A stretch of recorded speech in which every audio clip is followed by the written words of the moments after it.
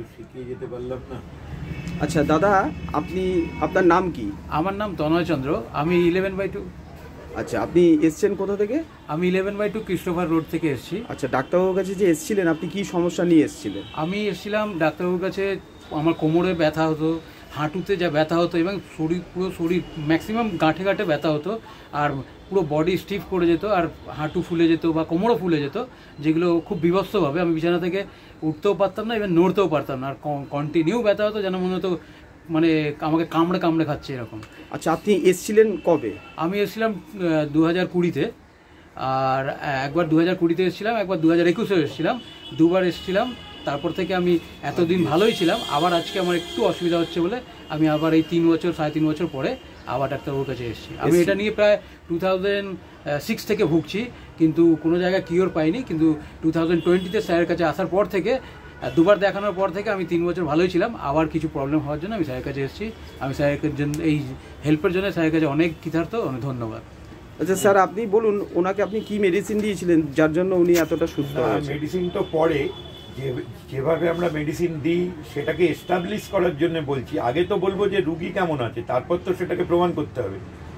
একেবারে 2020 সালে যখন আসে তখন ওর হিস্ট্রি নেওয়া হয়, এবং হিস্ট্রিটা হচ্ছে ছোটবেলা থেকে সমস্ত, এবং তার মায়ের পেটে মুভমেন্ট কেমন ছিল সেটাও দেখা হয়। এবং সেই নিয়ে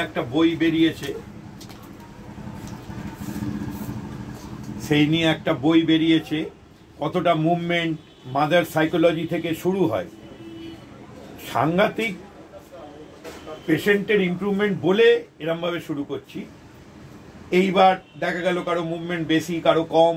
তারপর জন্মালো, জন্মের পর থেকে নেওয়া হয় কেন, একটা মানুষ যখন যত দিন যায় তার সোশ্যাল ফ্যাক্টর, এনভায়রনমেন্টাল ফ্যাক্টর, তার জেনেটিক ফ্যাক্টর সেগুলো প্লে করে, তখন মানুষটা একটু টক্সিক হয়ে যায়। কিন্তু আমাদের হোমিওপ্যাথির মেন জিনিসটা হচ্ছে একটা পিওর ম্যানকে মেডিসিন দিলে যেটা হবে, এবং সেইটাই কোনো রোগগ্রস্ত মানুষের যদি সেগুলো হয় তাহলে সেটা দিলে সেরে যাবে। এবং এটা কেন্ট হ্যানিম্যান সবাই বলে গেছে।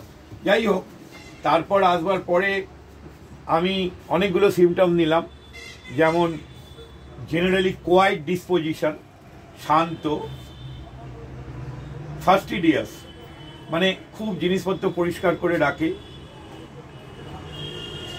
যখন মনে দুঃখ পায়, গ্রিফ সাইলেন্ট, যখন মনে দুঃখ পায় তখন আমি কিন্তু ডায়াগনোসিস কনফার্ম করলাম, severe polyarthritis. This is not SLE, মানে systemic liver erythematosus. C reactive protein খুব একটা হাই নয়, সিআরপি হাই ছিল। যাই হোক, ইগোটিজম আছে, এবং তার সঙ্গে টাইম জ্ঞানটা অ্যাভারেজ। ফার্স্টে রাইট সাইডে হাঁটুতে স্টার্ট হয়, তখন বিভিন্ন অ্যাঙ্গেল। জেনারেলি আমি দেখিনি যে এই সমস্ত কেস এতদিন ভালো রাখা যায়। আমি প্রচুর কেস কেরাম ভালো রেখেছি, কিন্তু এটা এক্সেপশনাল ভালো। 3 বছর একদম ভালো আছে, এখন সামান্য একটু হয়েছে।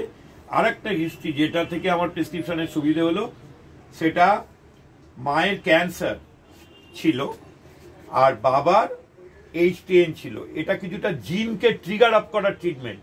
এখনো আমি কিছু জানি না, কিন্তু এইভাবে এগোলে এটা একটা ডাইভার্সিফাইড সায়েন্স। বিভিন্ন দিক দিয়ে বিভিন্ন ডাক্তার অনেক রকম মিরাকেল করছে, এটাও কিন্তু একটা পথ।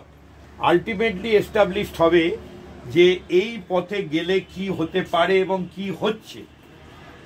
ওকে দেয়া হয়েছিল কিগনেশিয়া, তারপরে একটু ক্যালিয়ায়োড খেতে বলেছিলাম, তারপর কিছুদিন বলেছিলাম গুয়াকাম মাদার খেতে, ব্যাস। তারপর 3 বছর, প্রায় 2.5 বছর কোনো মেডিসিন দেওয়া হয়নি।